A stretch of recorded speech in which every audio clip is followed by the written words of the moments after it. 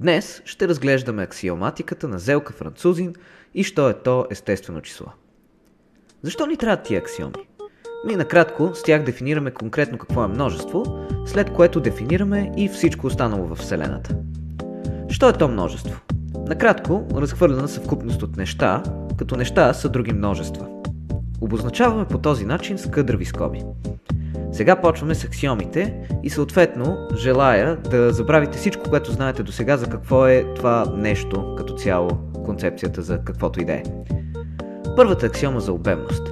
Тя твърди, че две множества са равни тогава и само тогава, когато всеки елемент принадлежи на А, тогава и само тогава, когато принадлежи на Б. С други думи, две отвари са равни, ако всичките им съставки са еднакви. Втората аксиома е за празното множество. Формално казваме, че има множество, за което всеки елемент от него е равен на своето отрицание. Това е невъзможно и затова на прост език можем да кажем просто, че това е множество без елементи и съответно аксиомата казва, че това нещо съществува.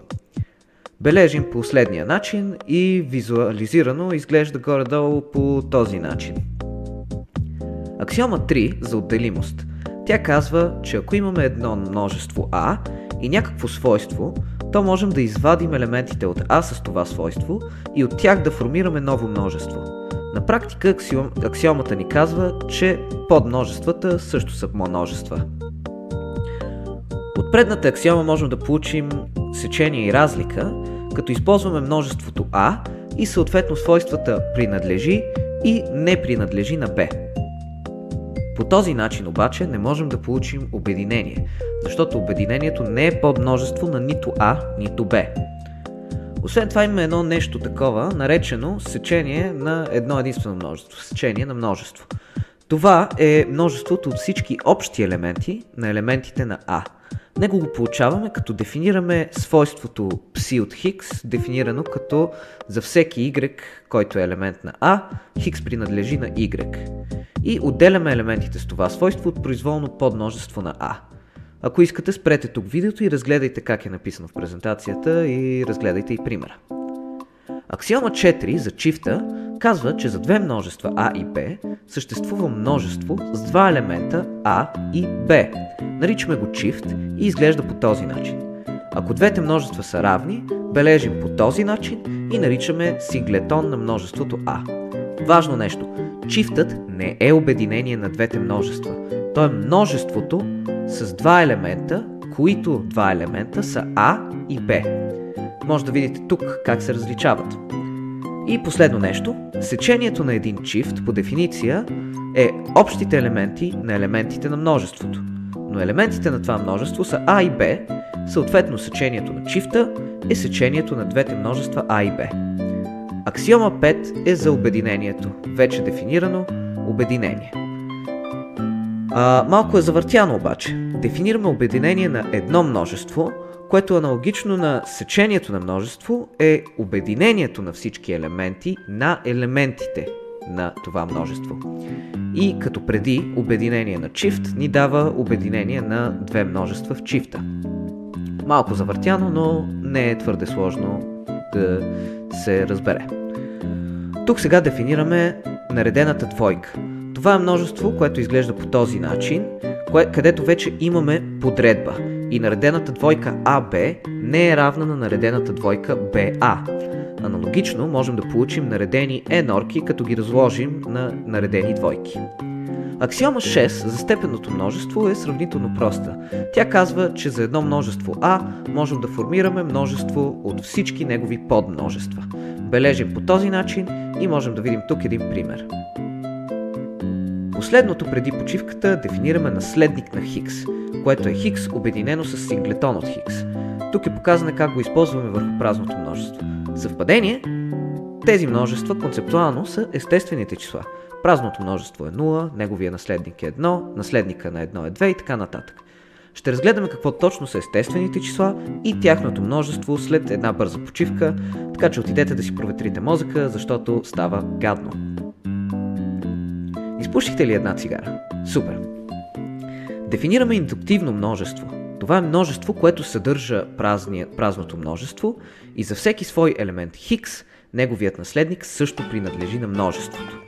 Съответно, седмата аксиома за безкрайност казва, че такова индуктивно множество съществува. И сега се захващаме да разберем какво са естествените числа. Теоремата гласи, накратко, че има индуктивно множество, което е подмножество на всички останали индуктивни множества. Това множество го наричаме множество на естествените числа. Сега ще покажем как се доказва концептуално тази теорема. Първо ще си сведем тази лема. Сечението на някакво множество от индуктивни множество е само по себе си индуктивно. И ето сега доказателство. Първо трябва да докажем, че празното множество се съдържа в него и че ако някакъв елемент се съдържа в това множество, той неговия наследник е в това множество. Първото, празното множество, то принадлежи на всяко индуктивно множество, от което следва, че и принадлежи и на тяхното сечение. И за второто нещо, което трябва да докажем, ако вземем едно произволно А, което принадлежи на сечението на индуктивни множества, то следва, че А принадлежи на всяко едно от тях. И по дефиниция на индуктивното множество, то наследникът на А принадлежи на всяко едно от тях и съответно на тяхното сечение. Това бяха условията за едно индуктивно множество, поради което доказахме лемата. Паузирайте, ако ви стана малко трудно, за да видите как е написано тук. Сега малко концентрация и въображение. От аксиома 7 знаем, че има някакво индуктивно множество. Нека го наречем C. От аксиома 6, множеството от подмножества на C също е множество. И от аксиома 3 можем да отделим в множество всички индуктивни подмножества на C. Нека това ново множество го отбележим с F. F е множество от индуктивни множества и от лемата следва, че неговото сечение е индуктивно множество. За сега окей ли сме? Дано. От тук за произволно индуктивно B, ако вземем неговото сечение с C, то може да се представи последния начин.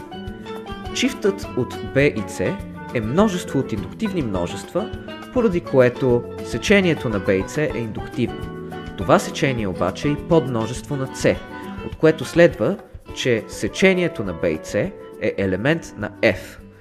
По дефиниция на сечението на F пък, което отварям скоба, са общите елементи на елементите на F и един от тези елементи казахме е сечението на B и C, затварям скоба, следва, че сечението на F е подмножество на сечението на B и C, което обаче само по себе си е подмножество на B.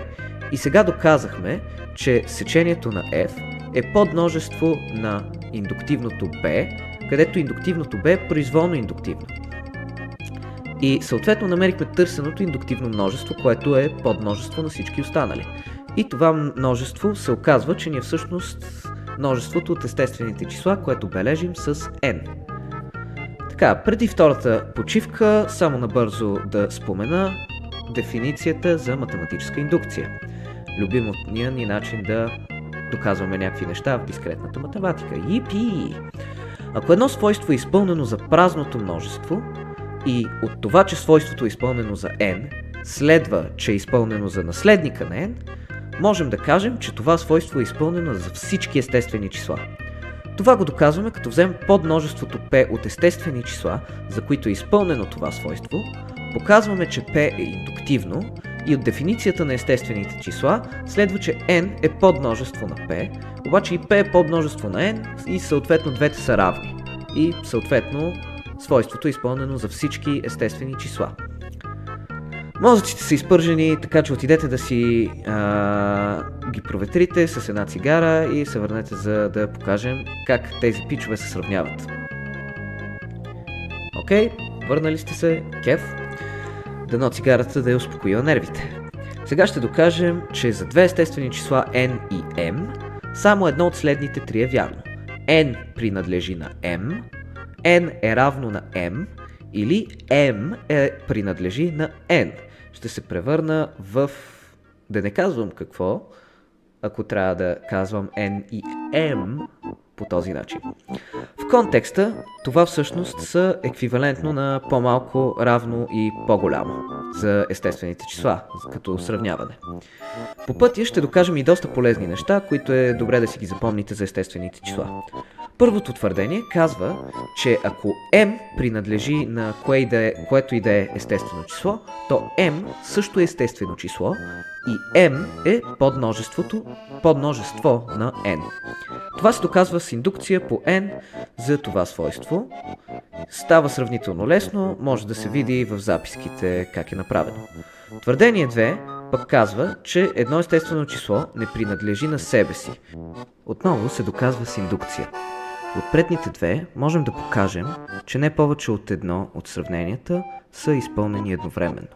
Ако имаме 1 и 3 едновременно, от тях произлиза 2, а ако имаме 2, с което и да е друго, получаваме противоречие с твърдение 2.